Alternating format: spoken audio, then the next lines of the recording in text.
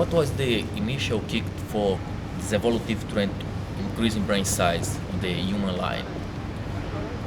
Until now, there is no clear answer, and this is a very murky subject. But I think if you start to study capuchin monkeys and try to understand why they are using tools and all the species of monkeys don't use tools, I think this could give you important clues for why during the evolution of human beings there was this trend for increasing brain size. This is a baleia or whale skeleton, and it's a huge animal. And if you imagine the brain of this animal, it's going to be a huge brain, about 5 kilos. But when you correct for the body size, the relation between brain and body size is not to be such a big weight. And the capuchin monkeys has a much more bigger brain in relation to body size than this whale, what means that they are more intelligent. They have the largest brain size in relation to body mass amongst the New World primates. Amongst primates, only capuchin monkeys and chimpanzees, they make extensive use of tools. So I decided to go to the Caatinga dry forest. That's a very harsh environment, and I think the ecological conditions there would put a big challenge for the intelligence of the capuchin monkeys. And in fact, indeed, I find there are a lot of tool use, and they use tools in that area much more frequently than any other wild population of capuchin monkeys. And they were using the intelligence to solve the daily feeding problems. And it's through technologies that they can survive in that kind of environment.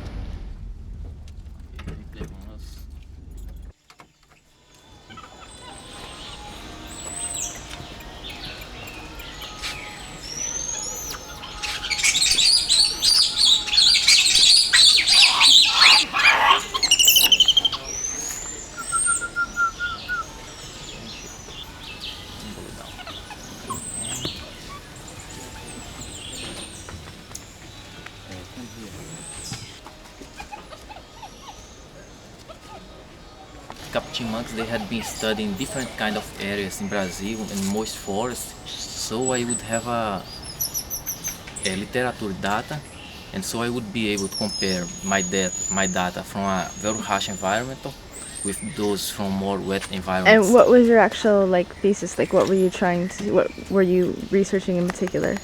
What points were you Well, the main concentrating on? points of my thesis is going to see how a very harsh environment affect the social behavior of these monkeys and behavior as a whole, because I want to see how the strategy that they use to survive in a very dry environment, and also how it can affect the evolution of intelligence.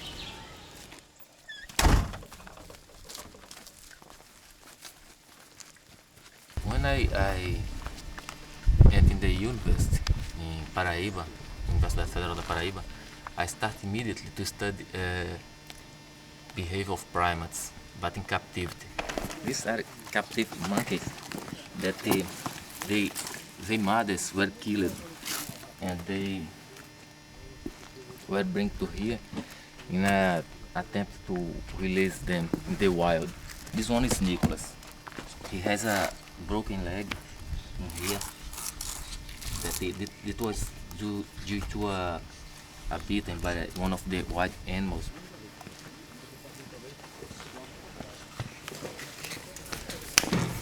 These animals, they cannot be released in the wild because they don't have the experience to look for food. They need to know how to use tools. They need to have a model to follow, and this one don't have.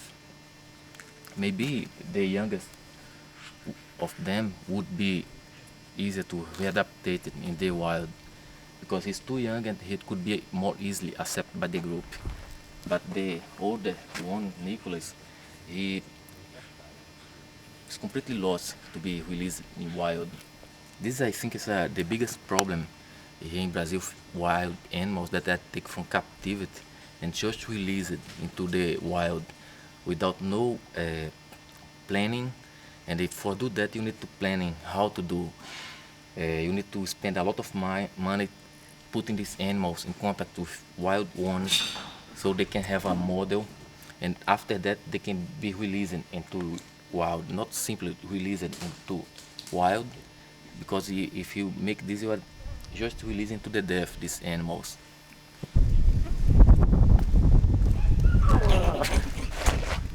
I had a dream to study a wild group of monkeys, to study ecology. When I entered the PhD degree, I came here to Serra da Capivara, and when I was choosing a place, and when I see the place where these monkeys were here, I find a good place that would be easier to follow the monkeys, and even having cliffs would be more easier to see the monkeys than other places that I had been. It was a dream that in some point turned into a nightmare, because in some point were very hard to follow the monkeys, and also because a lot of people, Brazilian primatologists, they told me that I was being crazy in trying to follow this monkey in a area like Caatinga, because they have a huge area, and it's quite hard to follow them.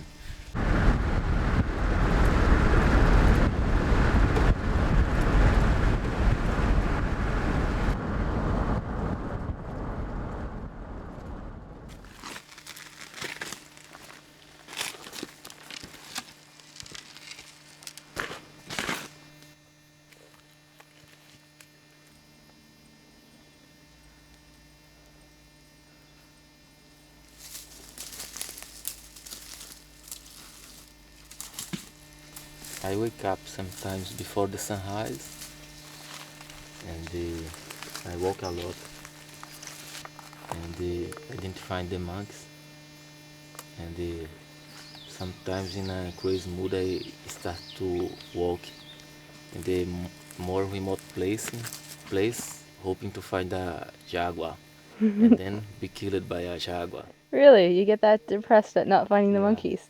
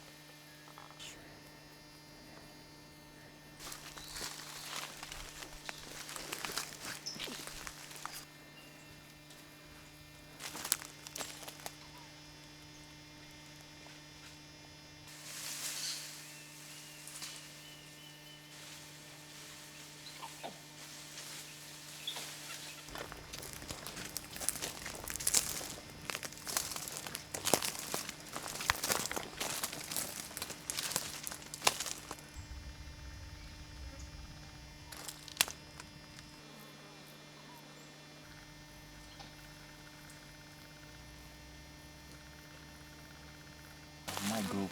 Good, good.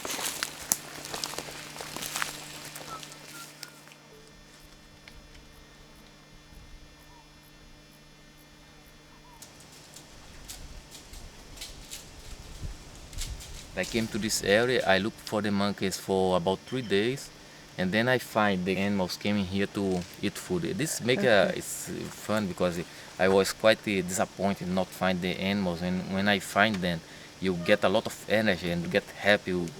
You feel the stamina came back to you, and go following them up the hills and the back, and it was a good thing. Capuchin monkeys, they are generalists. They eat a lot of things. For instance, they eat fruits, insects, they predate vertebrates. Uh, but the main foods of these animals here are about 5 or 6 different kind of fruiting trees. They eat the fruits. They take sometimes branch. This one, that's what I call a pau d'arco. That's a big noniacea tree, a tabebuia. They take a branch like this, they put like this, and then they remove this part and eat the internal side of the branch, this part. This is one of the it's an important resource for the monks.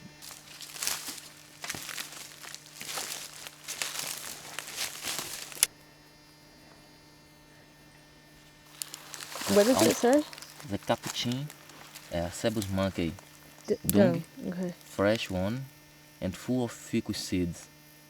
It was from the group that was here. They were eating these figs, but only figs from the ground or had dried. It is still an important resource for them. These kind of things, eating these dry figs, meaning that the forest now have not much fruits, not much resource for them.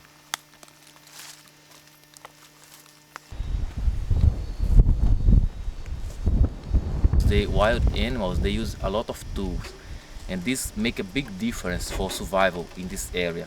These here are the holes made by the monkeys to dig up the roots of this tree. Beginning, I would never imagine that they would do this.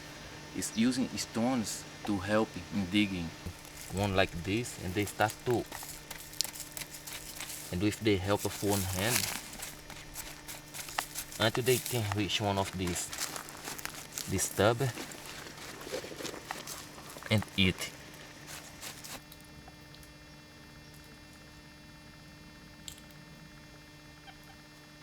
Another kind of tool that they use here is making small probes, making tools using sticks. For instance, they take a branch like this, and then they remove the leaves and use this as a probe. I think when they do this, they are trying to reach a group of insects, social insects. For instance, sometimes you have solitary bees that put eggs inside the branches, and I think they try to reach this, or social bees trying to reach the honey. And sometimes I also saw them using this kind of probes to reach water. And the water sometimes it's still here even during the dry season, for a time during the dry season before to dry up. So the monkeys many times they came here to this kind of thing to drink water, and when they have a hole like this that's quite deep, some of the monkeys they use the tail to get the water. They put the tail inside, remove the tail, and then they lick the water. And another kind of tool use that they use here is to use stones to breaking up hard-shelled fruits. For instance, jatobá, a imanea, a legume tree that during when its fruit has a very hard-shelled fruit, and they take stones and breaking it. And I think this kind of things to using, it's going to optimize foraging activity. They are going to spend less time to open a fruit so they can eat more.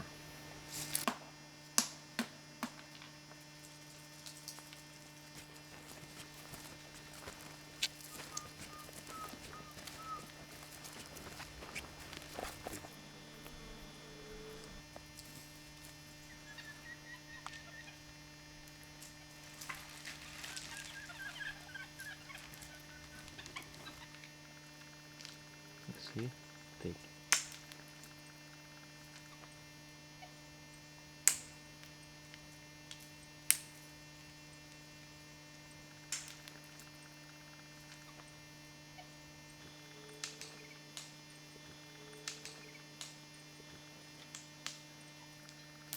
It was a great pleasure for me when I start to see this kind of tool use, because I had made some predictions before coming to here that they would use, and I feel very glad in seeing this happen in this area.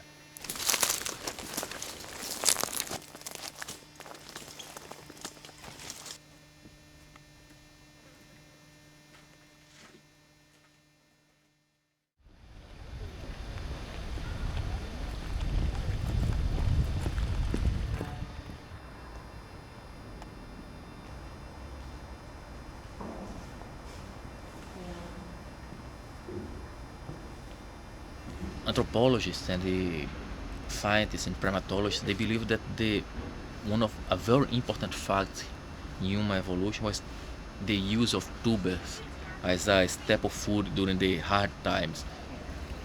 and they suggest that this kind of food could have given a kind of a boost to relieving the pressure to find other types of foods during the more harsh conditions. And they believe also that they used tools to dig up for this kind of tubers. And until now, no other species of primates had ever used tools presently to dig up tubers and roots. Even chimpanzees that are so smart, sometimes they dig for a kind of tuber to drink the juice of this tuber, but they make it holes of up to 20 half meter, but they were never observed being using a tool to help dig. And these capuchin monkeys, they do that. I think when this behavior started, it was created, invented by a kind of Einstein monkey that have this spark to use a tool to help dig. And so I think they are an excellent model to understand the evolution of the human beings.